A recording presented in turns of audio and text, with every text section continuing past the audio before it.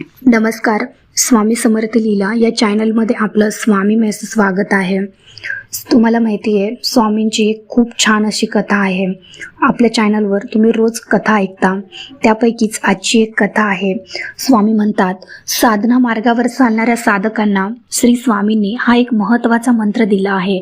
आपल्याला साधना सुरू करताच लगेच फळ प्राप्त व्हावे अशी अपेक्षा करणाऱ्या साधकांना श्री स्वामी उतावळा तो बावळा किंवा उतावळा नवरा गुडघ्याला बाशिंग असे म्हणत असतात. साधनेमध्ये घाई किंवा हट्ट चालत नाही. हट्टाने काही करू केले तर त्याचे विपरीत परिणाम होतात. वास्तविक जीवनाच्या सर्वच अंगात संयमाची अतिशय आवश्यकता असते. आपले इस्पित केव्हा साध्य होईल याची वाट न पाहता आपली उपासना चालू ठेवावी लागेल. यामध्ये सगुण भक्तीतील चरम अवस्था, केवळ निर्गुणाची उपासना अथवा सगुणातून निर्गुणाला जाणून घेणे अशा अनेक गोष्टींचा समावेश होतो. हे सर्व करताना उतावळेपणा करून चालत नाही. आपले हे ध्येय साध्य करणाऱ्यांसाठी उपासनेचे जे निरनिराळे मार्ग प्राचीन काळापासून चालत आले आहेत, त्यातील कोणत्याही एका साधना मार्गाची निवड केली पाहिजे आणि नंतर एकाग्रतेने, सातत्याने व नियमितपणाने आपले ध्येय साध्य होईपर्यंत उपासना करीत राहिले पाहिजे. या मार्गावर सुदैवाने सद्गुरूंची प्राप्ती झाल्यास ते साधकाचे भाग्यच म्हटले पाहिजे. परंतु अशी सद्गुरूंची प्राप्ती झाली नाही तरी त्याकरता थांबून न राहता उपासना कसोशीने चालूच ठेवली पाहिजे. सद्गुरूंची प्राप्ती हा मंत्र या मार्गावरील अत्यंत महत्त्वाचा टप्पा आहे, हे लक्षात ठेवले पाहिजे.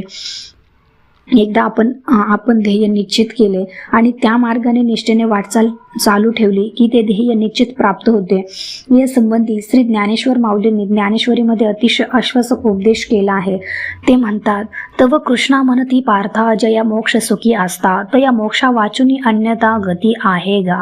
परी एतुले हिची एक घडे जे माझारी विसवावे पडे, तेही परी ऐसेनी सुरवाडे जो देवा नाही. एरवी अभ्यासाचा उचलता पाऊली जरी चालता, तरी दिवसा आधी ठाकीता सोहन सिद्धिते. परी ते तुला वेगू नवेची म्हणून विसावा तरी निकाची.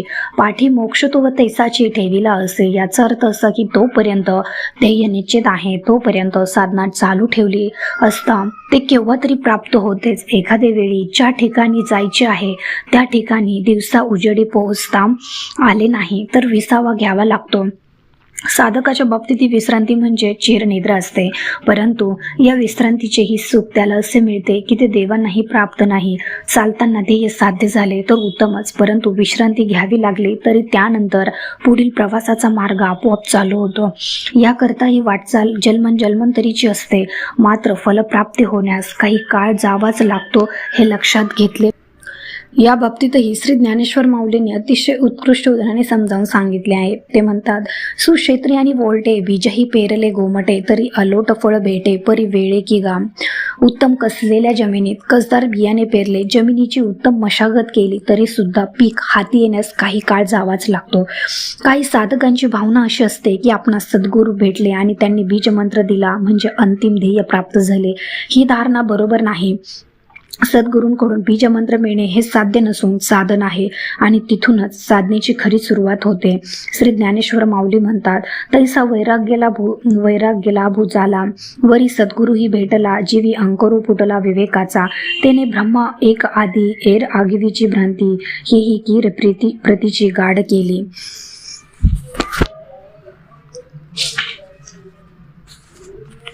साधनेमध्ये संयमाचे किती महत्त्व आहे हे यावरून लक्षात येईल. साधनेमध्ये घाई केल्यास कसा विपरीत परिणाम होतो यासंबंधी प्रत्यक्ष घडलेली एक घटना आहे.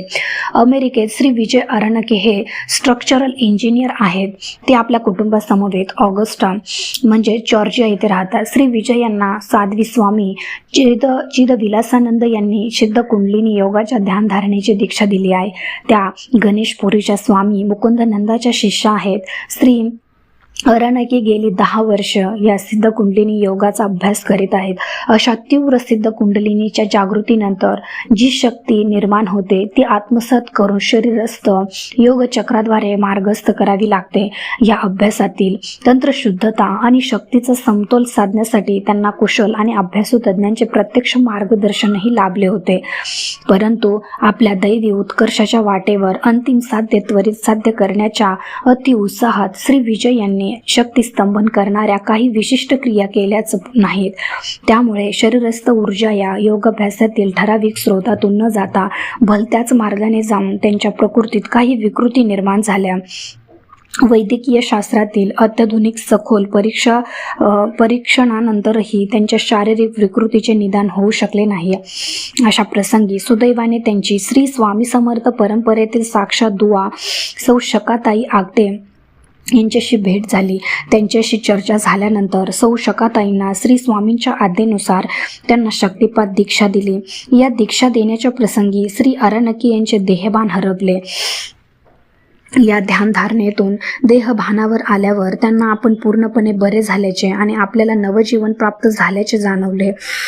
साधनेमध्ये आपल्याच हट्टाने घाई केल्यास कसा विपरीत परिणाम होतो हे सांगणारी ही कथा फार बोलकी आहे. प्रत्येकाला अशी चूक दुरुस्त करण्याची संधी मिळेलच असे नाही. सोन्याचे अंडे देणाऱ्या कोंबडीची गोष्ट आपण सर्वांना माहीत आहे.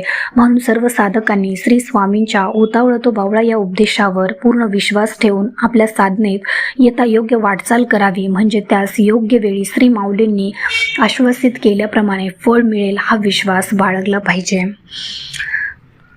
तर स्वामी भक्तो, तुम्हाला ही आपल्या स्वामी समर्थ महाराजांनी दिलेल्या उपदेशाची कथा कशी वाटली मला कमेंटमध्ये नक्की सांगा. आणि तुम्हालाही जर अशा वेगवेगळ्या स्वामींच्या कथा ऐकायला आवडत असतील तर मला कमेंटमध्ये आवडतात असा रिप्लाय द्या आणि श्री स्वामी समर्थ ही लिहायला विसरू नका. धन्यवाद. श्री स्वामी समर्थ.